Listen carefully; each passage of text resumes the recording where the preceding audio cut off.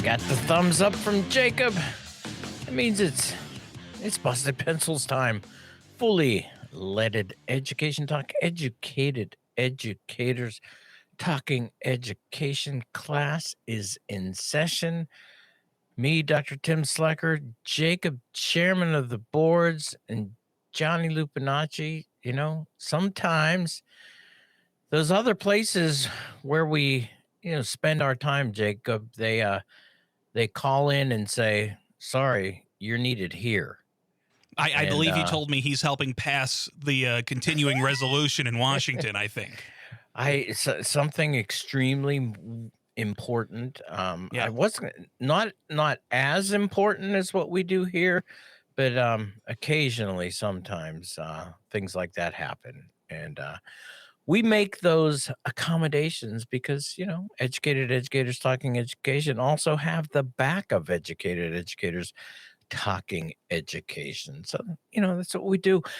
Jacob, though, man, loving the fact that we get a return guest, and always appreciate when we have our return guests. You, listener, may remember, and if you haven't remembered, I know Jacob in this podcast description is going to put the link to the show where we met our awesome guest. It's Mike Bigley, superintendent of Whitehall School District in Western Western Wisconsin.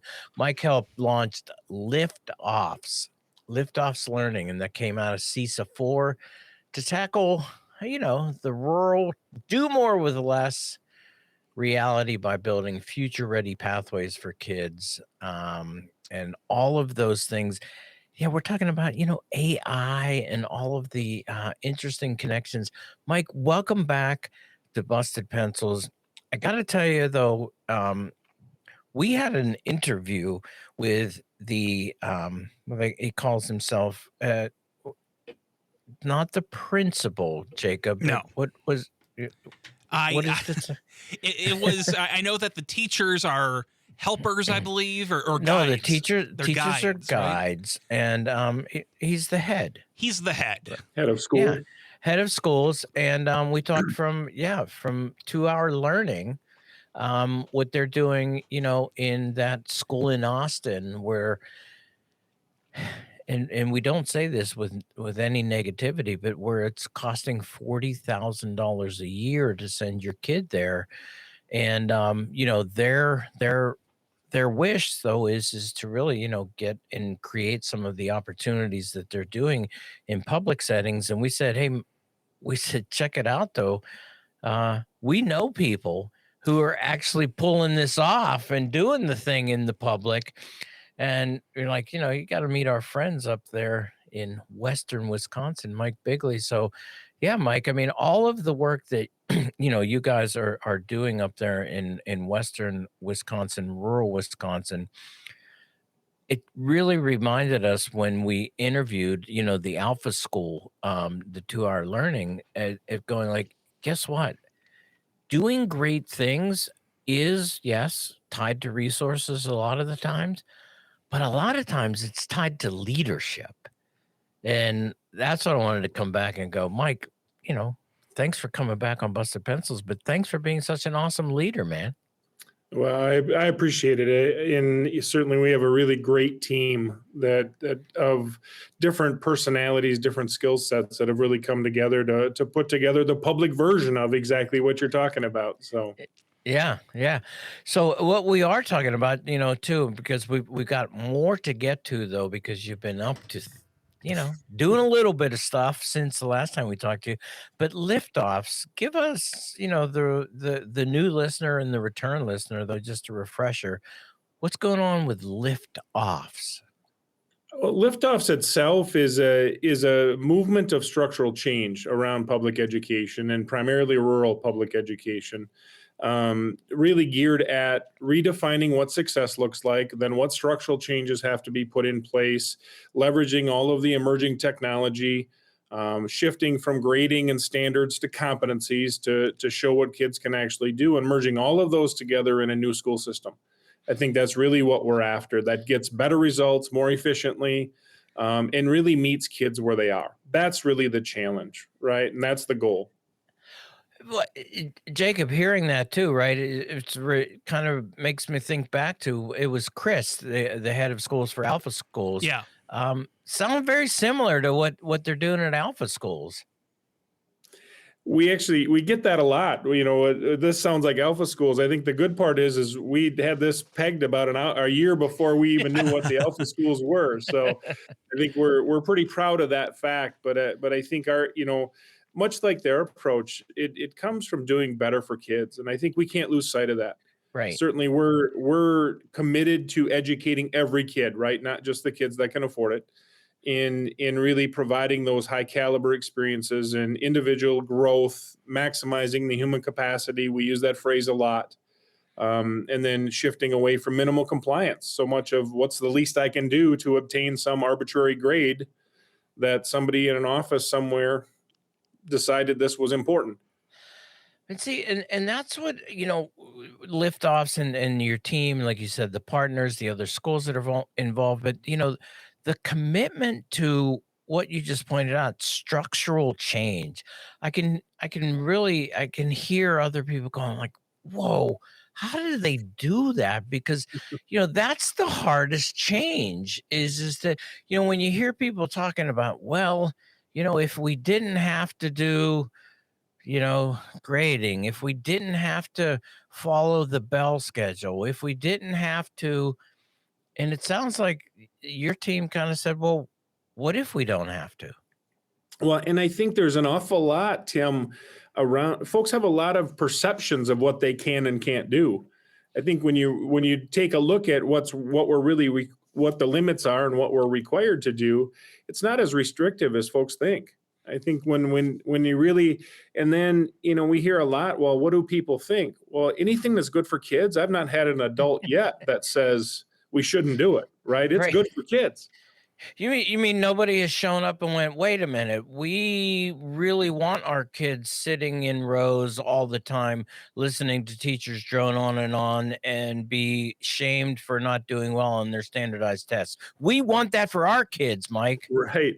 We want them restricted to a 1950s and 60s model with Industry 2.0 technology and taking assessments around depth of knowledge 1 and 2 questioning, right? When we know the world requires much greater thought process and critical thinking than that. Mike, when we talked to the Alpha School guys, I know we felt a little, it wasn't a problem, but we thought, we're just promoting a private system of education. How do people feel about that? But that's not the idea of it. The idea is that when we see good ideas and people trying new things, that's what matters, because eventually that gets out. Good ideas proliferate and they make it to the public schools. You guys are leading the way in that. I want to ask you, what are some of the things for this school year that you're looking at with interest? I mean, what are you trying this year?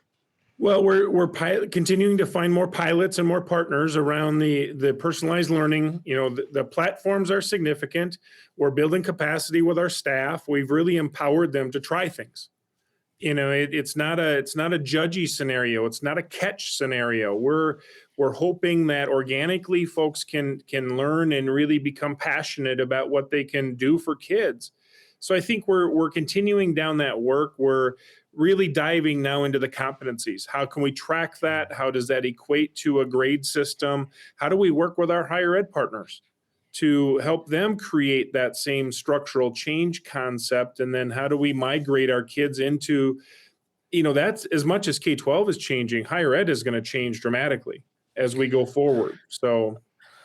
Yeah, Mike, I mean, I am in the middle of a conversation at a higher ed institution where I might have some interest in and engaging the conversation about that. And it is, I mean, for some of my colleagues, we see very plainly that the structures upon which higher education has largely rested,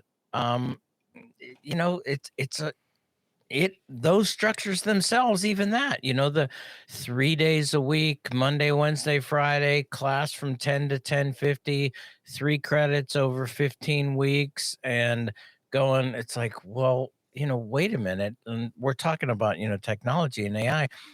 What happens when AI has actually every bit, every nuance, every ounce of knowledge that 15-week, 3 times a day or 3 times a week, course that you sat there to get that information?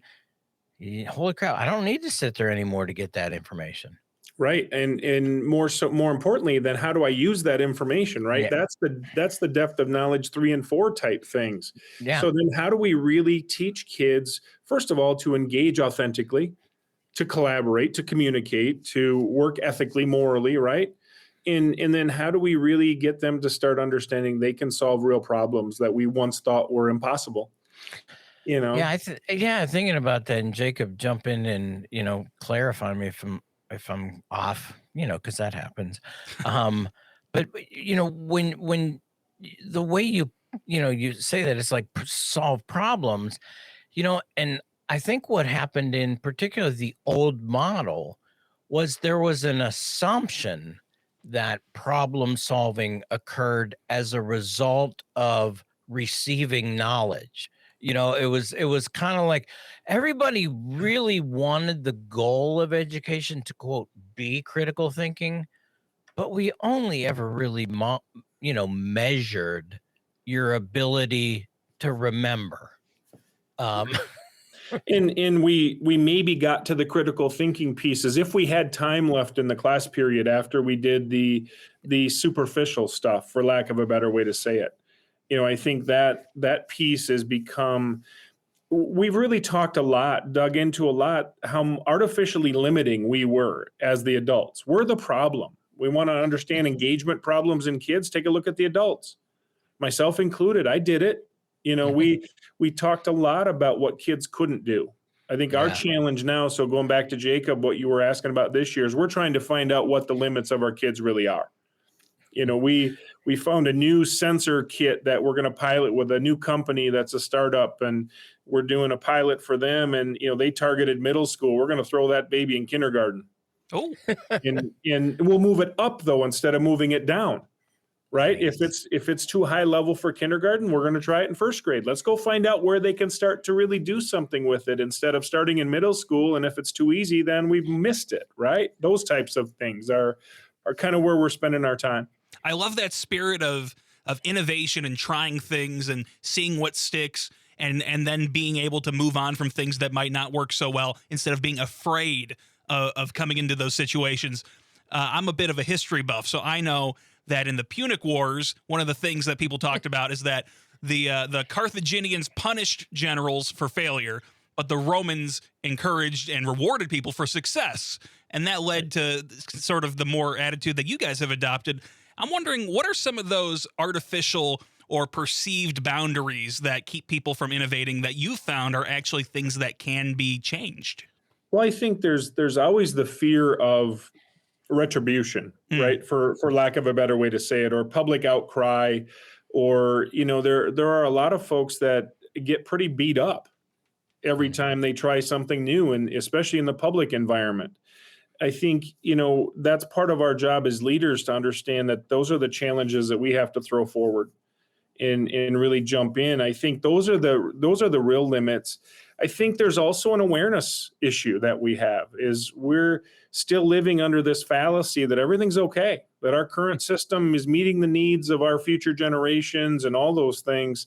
And that was a big, you talked about doing some cool things, right? I had a chance to go to China I- early this fall, and really start looking at how unaware I consider myself pretty in tune to what's happening, and I was blown away, and that doesn't happen very often. All right. So, Mike, then you were in China, so I got to ask: did they put the head monitor on you and make you sit in class to measure the different types of brain waves you were having, and then feed that back to your personalized AI tutor? Yeah, well, no, we didn't do that, but we also weren't able to get into schools. Our visits were all around businesses, all Mm, around AI companies, e-commerce companies, humanoid robot companies, those Right. types of things. But what we really found out is how big of a challenge we really have. Yeah, I was going to say, so, again, take away that silly image, but I know people have seen the image of the Chinese children with the headbands on, and people are like, Right. "Oh my God, look what they're doing in China." And it's like, okay, well, hold on. I think where you are going and what you want is go like, okay, here's what's going on, business, commerce, technology, innovation in China. And as an educator in America who's seeing that, you're kind of coming back and going, "Man, we got work to do?" Probably that's a very clean version of what my thought process was. Okay. Was we are getting really, I mean, we are dramatically behind in terms of this developing concept of what this technology both is capable of and how efficient and inexpensive it's becoming. We Mhm. saw humanoid robots that have some tremendous agility, um, the ability to be knocked down and get back up. That's a game changer. With those types of things, you're not in how. I think one of the things that struck me was the sheer magnitude of the number of people. 700,000 smart robotics companies in China, 600 in the US. Whoa. Wait, 600,000, 700,000? Yes. That's the believed number, 700,000 companies. A lot of them are startups, Sure. funded by the government, but they also operate in an open source scenario with all of their programming. We run closed source in this country. Open source, they all work on it together. They're trying to develop it in a collaborative environment with the idea of improving it. What a novel concept, right? For us to really think about. And I think the other takeaway is you would think in a communist country it wouldn't be capitalistic, but it's very capitalistic. Oh, yeah. Very Yeah. much so. Really looking at venture capital and being funded that way. Again, the sheer technology, warehouses completely automated, autonomous vehicles running stuff back and forth nonstop, and that's all coming here. And if we think Yeah. that's not, we're kidding ourselves. So from an awareness perspective, I think as educators, we have to talk about that. Well, I mean, it makes me think about, maybe a potential question that people, maybe are kind of thinking they already know the answer to, and therefore they don't want to ask it. But Mike, you're kind of presenting the fact of going, boy, that's going to be the elimination of a lot of jobs. And what are we going to do with all the kids if they got nothing to do? And I think it's a legitimate question that we have to do, that we have to think through. But I brought up earlier the problem solving. We can solve some things leveraging technology with human resources that we've never been able to solve. We know we're going to have power issues, right? If we continue to build data centers that are going to run the AI, and we're still talking about relatively infantile AI. We're not talking about artificial superintelligence yet. Those types of concepts, we're going to have to redefine. We just literally had a conversation here yesterday about the trades, right? Traditional trades, rough trades, for lack of a better way to say it. I don't like that term because they're highly skilled, right? Right. But I think if you don't have a blend of emerging technology into those trades going forward, that's where the loss of jobs is going to come. That point, I'm glad you brought that up because yeah, that is actually one of the pathways that I'm working on currently is with yeah. I never really had heard the word rough trades, but looking at particularly carpenters right now and getting them enrolled into higher education and bachelor's degree programs, and then specifically talking to them, building a program based on what they're also seeing, and that is they surveyed all of their members who are members of the carpenters union here in the Northeast, and one of the top areas that they want in higher education is more technology. And because, I was talking to one of their leaders, and he said, Tim, working on a construction site, it's truly skilled labor, as you say, it's not rough, but to maintain the skilled part is to recognize that they have to move up with the technologies now that will be coming into play, because you really then do end up becoming like truly, left behind as a laborer. Right. And going back to Jacob's question, what are we working on this year is we really need every one of our kids exposed to emerging technologies, not just the kids who are into tech, right? If you don't understand sensor technology, if you don't understand the way that your social media data is being tracked and how that's being used to influence your thought process, all of those things have to be taught going forward. Sensor technology, robotics, automation, basic pneumatics, basic electronics, that has to become fundamental in our skill system or in our school system, our skill sets. I think that so now you go back to the liftoffs model, right? Yeah. We need to free up time in the day. We need to accelerate the effectiveness of our core instruction so that we can free up more time for that applied learning, that integrated learning, technology blended into mathematics, technology blended into science. Yeah. Well, and just again, a reminder too is that you said you really weren't in China with education; it was with industry partners. I mean, that was the big kind of startup, if I remember, in the Whitehall area was your connection and your school district's proximity to a big company, right? Yep, with Ashley Furniture, Oh, absolutely, and the Wanik family, and certainly they're the folks that took me to China. okay. The opportunities again that it's one of those things. You talk about restrictions, right? I would never, as an educator, be able to fund that trip, but these folks were going for their own business purposes, had the willingness to take somebody like me along. I Mm, think that that perspective, though, is invaluable now yeah. in the ability to talk about that and show kids this type of technology. Robotic dogs, which we thought were kind of, we didn't really know what to think of those till you understand there are hundreds of thousands of them deployed with the military and fire suppression, police scenarios, safety scenarios, truck lots. They can Hmm. RFID truck inventories, explosive scenarios. You get all kinds of different things. And these things are $4,000 or $5,000. You're not talking $100,000 pieces of equipment, Wow. so Jacob, no, go ahead, Mike. no, I'm just, that concept is something that we need an awareness on. And we're falling behind and we can't even afford to catch up. There's 4 times the number of people, and that's just in China. We're not talking about India, Europe, South America, all of those other places in the world. We have to figure out a way to really be critical thinkers, be creative with all of these technologies and solve some real problems.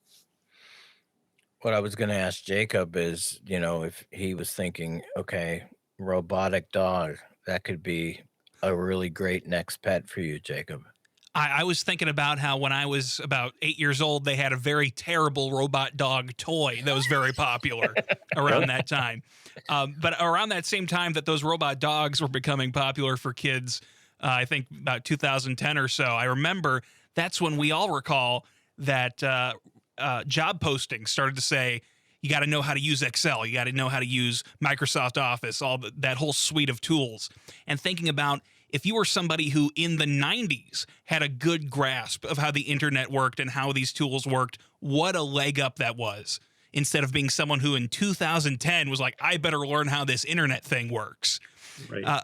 With your experience going to China, I'm wondering, did that give you any insights into ways, maybe not right now, but planning or thinking about how to change the process? How do you start teaching elementary school kids in a way that sets them up for a world that's a bit different? Mm, I think you just touched on where I'm going to go, Jacob, is we're not teaching them anything anymore. Mm. We're getting out of their way. We're giving them opportunities to learn. We're enforcing that. We're facilitating. We've talked a lot, and I probably will offend some folks. We've talked a lot in my career, about the love of reading. Mm-hmm. We don't talk about the love of learning. mm, That's what we have to get to. That's not our job, I don't believe, to teach the love of reading. That's families, that's parents, that's social opportunities, right? We need to teach kids how to read, and we need to teach them to want to learn, and then we can get out of their way. I was gonna say, Mike, I was like, wait a minute. You are teaching. You're teaching truly how to learn. Yes. I mean, yeah, don't take away because and that is and you know when you talk to any teacher who has crossed over into that realm where they know they've entered a space with their students where there's something happening that's different than just transmission. It's when they've moved into that where it's like, okay, we're exchanging ideas and going back and forth because we're learning together. And I think that's the other thing. you know Great teachers create those learning opportunities, right? You know, Teachers you become more valuable than ever, because it's about the passion for learning. Because when we were all growing up, there was this belief that a finite set of information, if provided correctly, and we were willing to learn it, would create a scenario we could be successful for the bulk of our lives, right? That's no longer the case. This stuff is changing 10x scenarios, right? Over and over again. So we really have to teach kids how to learn and relearn skill sets. Another important thing that we've worked with our partners at UW Stout and Western Technical College, Chippewa Valley Technical College to build a degree program in automation leadership. It's competency based. It doesn't necessarily matter where you get the competencies. They could come from work. They could come from high school. They could come from technical school, and they can come from the university. You meet the competencies, you get the credits. Now we're Nice. starting to empower people to want to learn and work and add value to society all at the same time.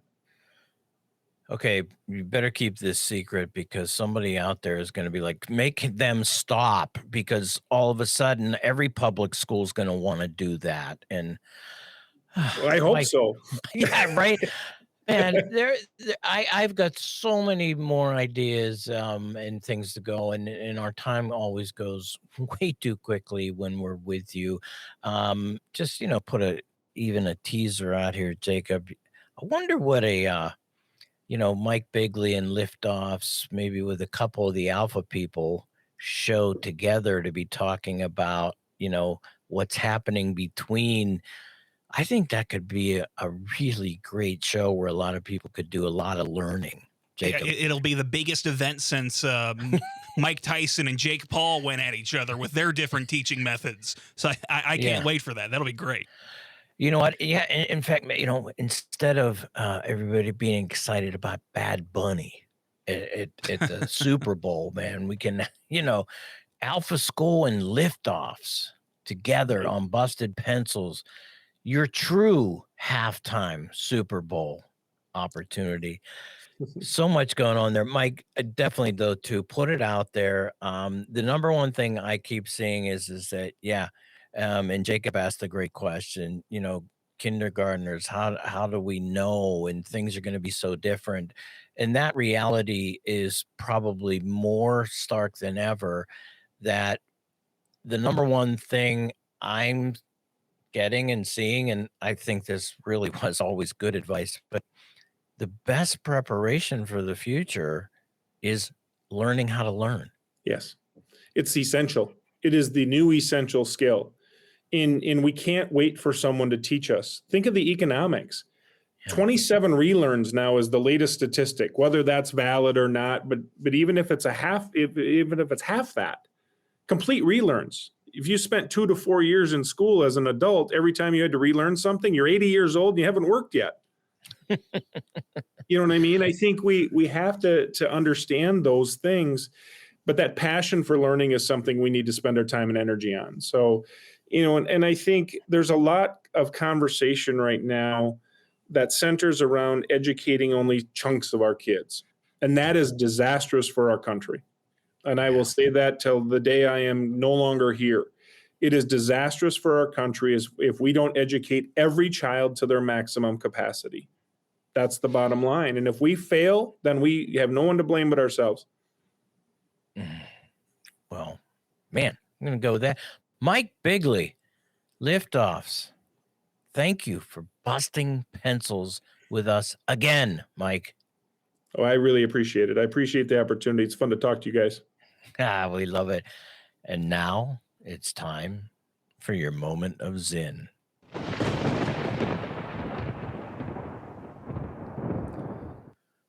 The history of any country, presented as the history of a family, conceals fierce conflicts of interest, sometimes exploding, most often repressed between conquerors and the conquered, masters and slaves, capitalists and workers, dominators and dominated in race and sex.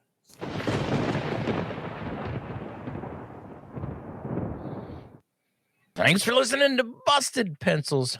Friday, yes, Producer's Choice. Saturday, 1 full hour of Busted Pencils across all those civic media stations. And yeah, don't you forget, though, too, come back again that Monday for Homeroom. But, here's the best thing. Check us out. Go to bustedpencils.com. Go to Apple Podcasts, go to Spotify, all those things. Let us know what you think about the show, what you'd like to hear more of, what you'd like to hear less of, and all those things. But the number one thing, keep busting pencils.